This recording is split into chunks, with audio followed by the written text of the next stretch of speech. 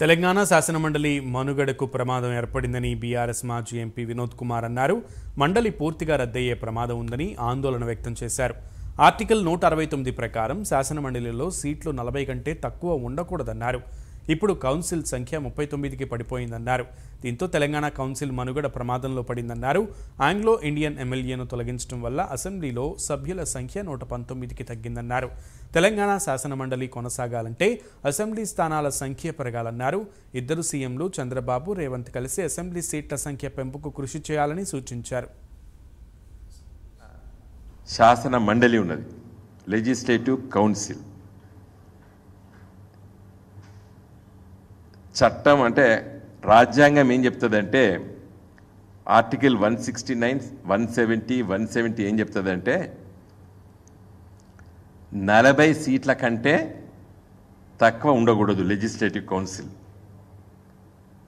అదేవిధంగా శాసనసభ సీట్లలో 1/3 ఉండాలని చెప్తుంది.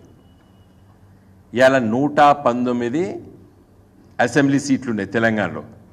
1/3 అంటే ఎంత? 40 కంటే తక్కువ, 39. మరి 40 ఉండాలి, లేవు. కాబట్టి ఇవాళ ఉనికికే ప్రమాదం వచ్చింది. దేనికి? శాసన మండలికి. ఇది ఎందుకు వచ్చింది? మరి పెట్టేటప్పుడు ఎట్లా పెట్టలేదు అంటే అప్పుడు ఆంగ్లో ఇండియన్ ఎమ్మెల్యే ఉండే, 120 మంది ఎమ్మెల్యేలు ఉండే తెలంగాణ శాసనసభలో. ఎంతమంది ఉండే? 120 వరకు ఉండే. ఎప్పటి వరకు?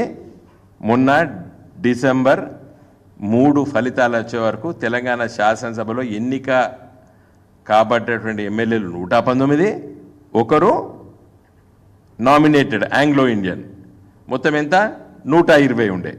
120లో 1/3 ఎంత? 40. కాబట్టి 40 మినిమం కాబట్టి మనం దాంట్లో వచ్చినాము. కాబట్టి శాసన మండలి మనకి ఏర్పడింది.